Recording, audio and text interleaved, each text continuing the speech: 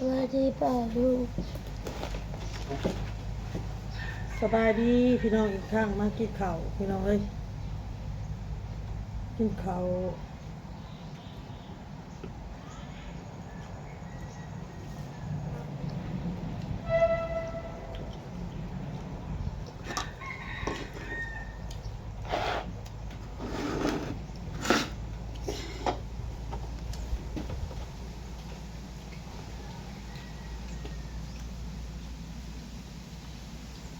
พาลูกไปตัดผม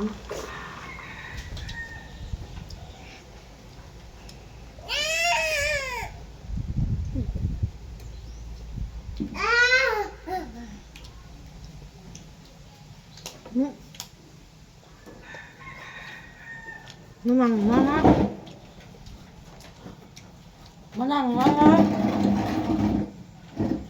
โต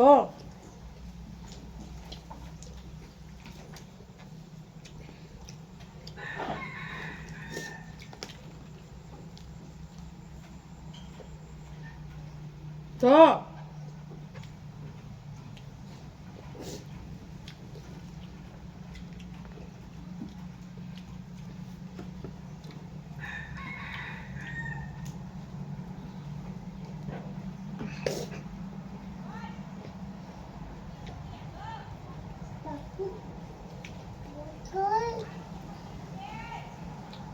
เออ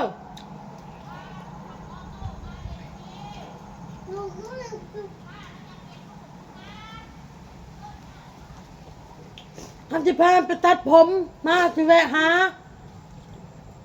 กินข้าวแล้วจะไปตัดผมมาสิแวะหา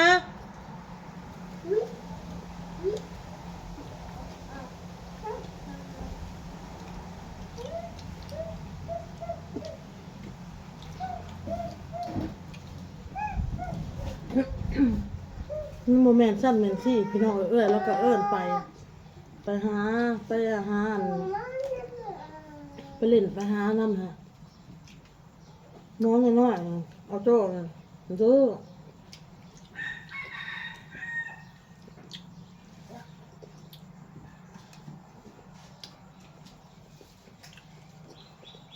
คำหนึ่งมากลูกครับเพิ่มชื่อเย็นนะพี่น้อง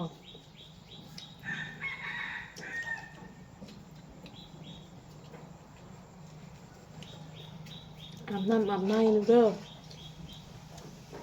จะหาเพิ่นนะเพิ่นอยากเห็น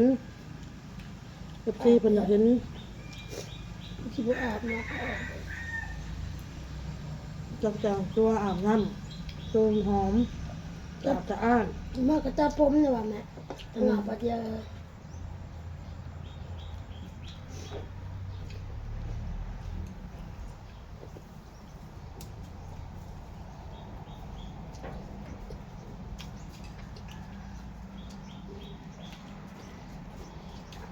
เฮ็ดอย่าเบิ่งบอกเขาไปยินมาตัว อ เล็ ย่าก เฮ็ดไปเล่นโพไป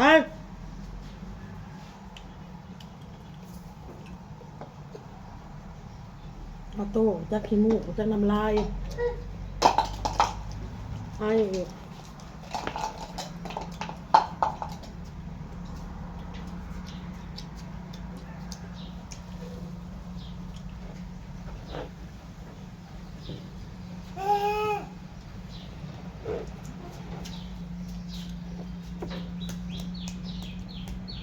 เอาโต้อย่าดื้อเด้อลูกเด้อนี่แหละพี่น้อง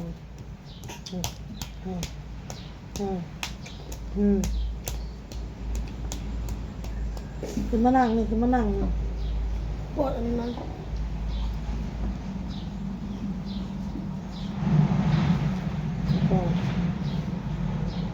จมขึ้นมาไม่จมหรอก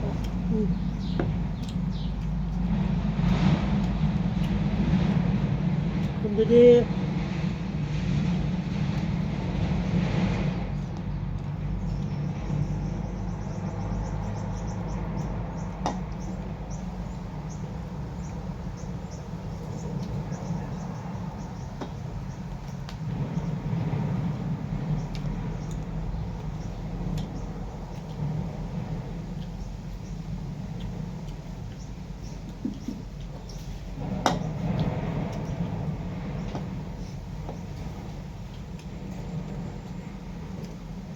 กินมื้ออื่นมา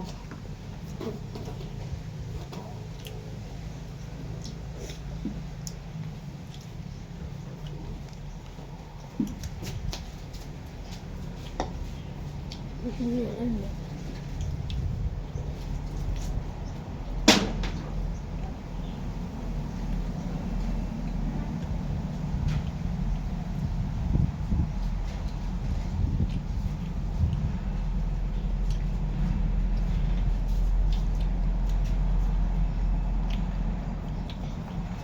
อืมเนี่ยเบื่อ เงาอันนี้เอาอันนี้ กินอยู่บ่ค่ะ กินอิ่มแล้วเอาต่อ กินนิดหนึ่ง ต่อ นิดหนึ่งก็ได้ ต่อ มันจะมีไหมก็ได้มันก็ได้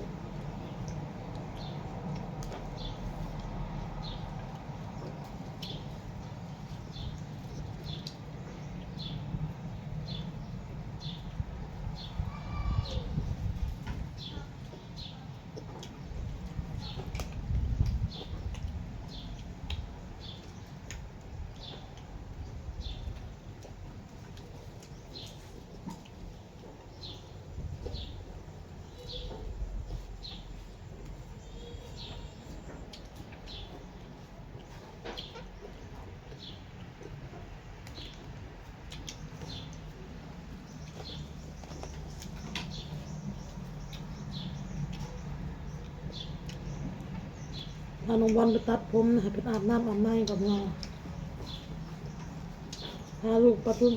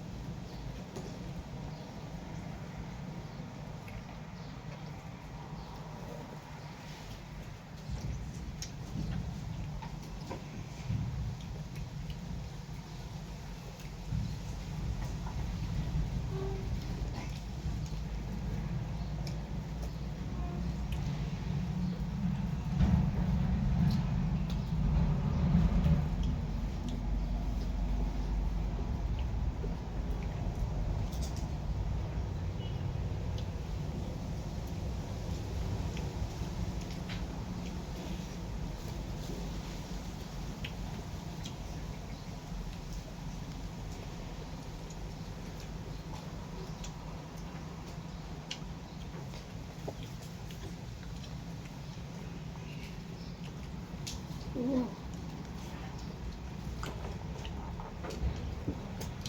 กินไปเฮือนป้าแล้วไปลิ้นไปเบิ่งน้องลุงเด้อไปแล้วรู้จักแล้วว่าผู้ใหญ่ผู้เตจักสบายดีมันบ่รู้สบายดีสบายดีสบายดีนี่ว่าเด้ออาบน้ำอาบในหุกขี้เหงื่อขี้ไข้มันบอก โต๊ะโต๊ะ พอโตนี้เจ๊แค่เพื่อนค่ะ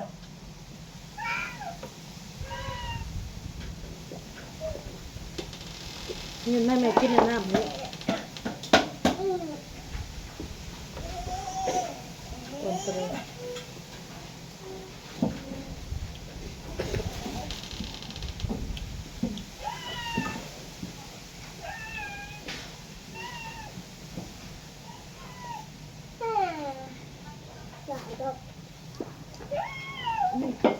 ตัวน่ะโต๊ะนะตัวน่ะโต๊ะเลยอิ่มนะพี่น้องเอ้ยพาลูกพาเต้าไปตัดผมเลยสิป้าลูกไปเลินน้ำป้านนป้าอ้นแล้วก็ไปเลินน้ำFCพี่น้องเอาพออยากเห็นลูกๆเฮาผัดความคิดของเฮาผัดอยากไปอยู่อะนะหนึ่งมาเฮาลูกเฮามันส่อมันยังหนึ่งมาแบบที่เจ้าเห็นนั่นแหละพี่น้องลูกปล่อยยันบ่สะอาดยันเปื้อนยันเปื้อนพี่น้องเลยมีผู้ใหญ่มากแล้วเฮาบ่อยากให้ลูกเฮาไปใกล้ไปชวนไปวนแบบนี้นะความคิดของเฮาเอ้ยเพิ่นก็เอิ้นไปอยากให้ไปอยากให้ไปหาไปเล่นไปหยังนั่นแหละเฮาบัดมีความคิดแบบนี้นะเกรงใจเพิ่นตรงนี้แหละย่านลูกเฮานี่แหละมันสอมันแอบไปลิ้นมันไห้มันแอบมันวนอย่างประมาณนี้ญาติคือโตเด้บัดไห้มากกะเสียงพี่น้องขับมัดที่เขาบอกนะคันได้ไห้คันได้แอบได้โซ่แล้วค่ะสุดเตือกไปคือลูกรับลูกนอนบ่สิไปหาเพิ่นไปเล่นน้ำเพิ่นเฮ็ดหันเฮ็ดนี่เพิ่นกินเฮาบ่เฮ็ดกะเฮ็ดกะซอยหันซอยนี่ไปสินะบ่แม่นว่าขี้คุยก็บ่แม่นว่าแนวนั้นแนวนี้ดอกพี่น้องเอ้ย